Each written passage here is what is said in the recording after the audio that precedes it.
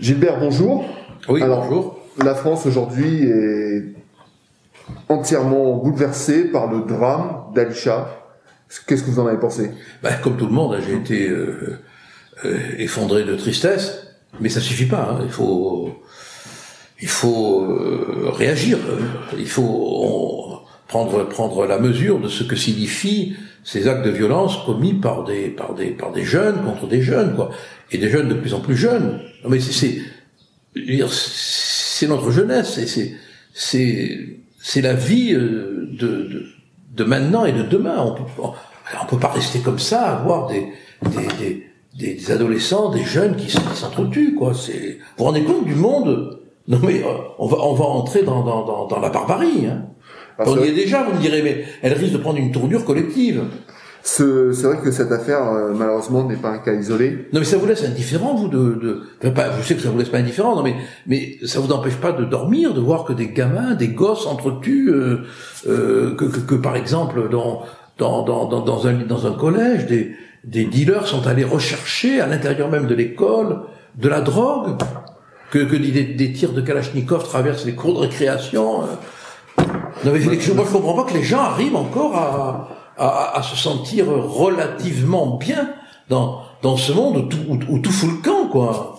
C'est vrai qu'on a malheureusement, mais est-ce qu'il n'y a pas une question d'habitude aussi, parce que là par exemple sur les questions de harcèlement, il y a 700 000 élèves qui sont harcelés chaque année. C'est énorme. Donc finalement vous vous rendez compte du nombre de jeunes vies qui sont détériorées. Mais alors évidemment c'est toujours la fille du voisin ou le fils du voisin, mais la tuile, elle peut aussi vous tomber sur le coin de la gueule, quoi. Alors qu'est-ce qu'on fait? Comment on réagit depuis le temps? Est-ce que vous pensez, il y a, par exemple Darmanin qui dit qu'il y a une responsabilité des parents. Est-ce que vous êtes d'accord avec lui? Il y a une responsabilité des politiques, il y a une responsabilité des policiers, il y a une responsabilité des enseignants, il y a une responsabilité des juges, il y a une responsabilité de tout le monde, bien évidemment. Mais la responsabilité des parents, d'abord, elle est prévue par la loi, hein, le Code civil le prévoit. Pour qu'ils s'exonèrent de leur responsabilité, il faut qu'ils prouvent qu'ils n'auraient pas pu empêcher le fait délictueux. Bon, mais on a délibérément détruit la famille. L'autorité à l'intérieur de la famille. Quand vous pensez que un parent, père ou mère, qui tape sur les doigts de son gosse peut se retrouver en correctionnel. Alors, autrefois, vous avez dû le vivre, on remonte pas forcément à l'époque de Charlemagne. Hein. Autrefois, il y avait quand même un enseignement des valeurs républicaines, morales dans la maison, qui était reprise par l'école. Aujourd'hui, c'est fini. Il n'y a plus de continuité. Bon, et puis donc pour vous, c'est la perte des valeurs. C'est pas que la perte des valeurs, c'est la perte de l'enseignement de quelques valeurs qui étaient confortées par l'école.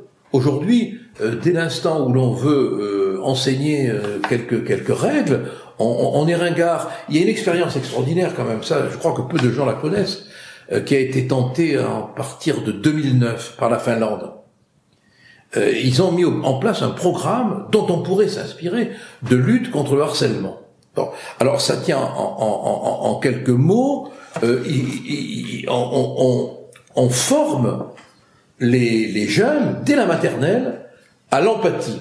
Alors bon, on aurait dit aime ton prochain. Hein. Aujourd'hui, c'est l'empathie. Bon, et très tôt, dès la maternelle, on apprend aux gosses à briser la loi du silence. C'est sûr que c'est pas à Palerme, chez le parrain, qu'on apprendrait à briser la loi du silence. Mais on enseigne aux gamins, aux tout petits, d'avoir le courage s'ils sont témoins, de le dénoncer. D'aller dire, j'ai vu ma copine ou mon copain, il vient d'être maltraité par plusieurs jeunes. Et ça marche. On est arrivé, je crois, à obtenir une chute de l'ordre de 85% en 10 ans, des actes de harcèlement. Pourquoi, au lieu de se taper sur tous les écrans le Darmanin, qui met en cause les familles, on ne met pas en place au moins ce programme qui a été utilisé en Finlande et qui marche? Pourquoi on ne le fait pas? Donc il faut un travail au niveau de l'éducation nationale. Mais c'est un travail... Il faut d'abord que l'éducation nationale ne soit pas maltraitée. Récemment, dans un collège, un lycéen a été expulsé du collège parce qu'il avait frappé un camarade avec une arme blanche, un couteau. Le rectorat a ordonné qu'il réintègre l'école. Bon. Et tous les enseignants ont des figures de cocu rectorales, quoi. Bon, comment voulez-vous qu'ils aient de l'autorité? Comment voulez-vous qu'ils puissent imposer la moindre règle? Oui, c'est vrai qu'on a l'impression que finalement le cadre existe, mais qu'il n'est pas appliqué. Mais écoutez, enfin, tous les livres qu'on a pu voir récemment, enfin, vous avez lu ce livre qui a été écrit par un ancien inspecteur de l'éducation nationale, hein, son nom m'échappe. Hein. Bon, il a expliqué que vraiment la hiérarchie très souvent ne suit pas. Bon, c'est une totalité. Là, il y a les réseaux sociaux, bien sûr, il y a tout ce harcèlement moderne, mais il y a aussi le fait qu'il y a une sous-culture. Au sens où le criminologue Sutherland l'entendait, bon, désormais, il y a toute une sous-culture qui est plus puissante que la culture qu'on aurait pu enseigner dans les écoles, qui domine. Je veux dire qu'il y a des quartiers où il vaut mieux avoir sur son CV une condamnation à une peine de prison qu'un diplôme d'ingénieur. Hein. Alors c'est une bonne transition pour le sujet suivant qui reste sur justement. Non mais qu'est-ce que vous en pensez de la question de la sous-culture? Ça va pas. Ce qu'on dit à nos amis, on leur dit attention. Il y a un conflit de culture. Il y a une culture. Autrefois, quand je dis autrefois, c'est il y a 3 jours. Hein. Enfin, il y a pas 100 ans, il y a pas 50 ans. Bon, on enseignait à bien se tenir. Oui, aujourd'hui. On enseignait à être poli, quoi. Bon, maintenant c'est fini. Qu'on est un ringard, on est un facho, quoi. Hein, c'est vrai que l'autorité. Non, on n'est pas reçu chez Étienne. Non, on n'est pas reçu chez Samuel Etienne. Non, c'est vrai. Et on a droit, en pleine figure, oraux, rhétorique Mais il a dit qu'il pouvait se déplacer. Pardon? Il peut se déplacer, par contre, il a dit. Hein, oui, il a dit qu'il pouvait se déplacer. Voilà. C'est un objet volant. Vous pourriez l'inviter ici. Identifié. Ah non, mais moi je ne reçois pas n'importe qui chez moi. Ah. Bon. Non. Je me déplacerai à la rigueur. D'accord. Nous irons dans un café puisqu'ils sont fermés. Bon. Alors pas pour tout le monde. Hein. Pas pour. Ah mais non, vous avez vu Fogiel? Oh, ils sont au courant, nos amis, oui. Bon, il faut lire le Canard enchaîné. Écoutez-moi, il paraît que Fogiel, il était dans le restaurant, là, près de BFM. Comme quoi, hein, les donneurs de leçons sont pas forcément les pratiquants. Hein.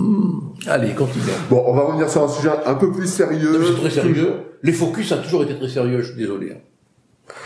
Je ne vous coupe pas sur cette question, mais revenons au problème de la jeunesse. Et aujourd'hui, il y a un autre phénomène qui n'est pas si nouveau que ça, c'est le phénomène des bandes. Depuis quelques semaines, des agressions se multiplient. Qu'est-ce que vous en pensez Des tribus. Ce sont des bandes, mais ce sont des bandes qui se réunissent. Le terme est de Maffezoli. Hein. C'est ce qu'il appelle le tribalisme. C'est que il y a la tribu des trafiquants de drogue, il y a la tribu des voleurs de bagnoles, il y a des tribus quand vous pensez que maintenant dans certaines cités, pour entrer, il faut passer par une douane, par un contrôle. Bon, à Marseille, mais ça, ce sont des années et des années d'abandon. Alors quand des spécialistes viennent vous dire, mais il y a toujours eu des bandes, il y avait les Zoulous, il y avait les blousons noirs, les blousons dorés, les Apaches, mais que je sache, jamais, pendant ces périodes, la police n'a été empêchée d'entrer dans un quartier. Vous imaginez la police, au temps de Clémenceau, par exemple, empêchée d'entrer dans un quartier, dans une rue. C'est inconcevable. Ce qu'il y a d'incroyable, c'est que on a vu apparaître aujourd'hui, à côté du phénomène des bandes, des zones de non-droit. Et maintenant, des quartiers perdus de la République. Bon, voilà ça. Quand même, faut pas nous faire croire que c'était vrai du temps des Apaches, des Zoulous et des blousons noirs. Si je comprends bien, pour vous, le phénomène des bandes, finalement, c'est pas le plus grave. Le plus grave, c'est qu'on ne fait rien contre. Mais non, aujourd'hui, ces bandes, elles sont contenues par l'économie souterraine. On a laissé s'installer l'économie de la drogue, etc., pour qu'elles se cantonnent dans leur domaine, dans leur lieu, dans leur territoire. Mais aujourd'hui, par la concurrence sur le trafic de stupéfiants, par la concurrence sur le trafic de la criminalité, les bandes sortent, s'entretuent. À Marseille, il y a des règlements de compte, enfin, c'est pas, tout le monde le sait, régulièrement, bon. Alors, qu'est-ce qu'il faut faire? Bon, il faut tout simplement prendre la mesure du danger que représentent ces bandes et se donner les moyens policiers en masse en masse pour ne plus les laisser régner. Il faut avoir le courage un jour ou l'autre d'aller mettre de l'ordre dans les cités. Mais c'est pas avec M. Darmanin qu'on y arrivera. C'est clair. On va passer à la question européenne. Alors, le Conseil de l'Europe a publié un rapport cette semaine sur... C'est un rapport complètement favorable à l'immigration. Alors, pourquoi faisons simple. Bon. Je trouve, je ne sais pas, vous allez me donner votre avis, hein, si on est systématiquement contre l'immigration, ça me paraît quand même pas normal. Bon.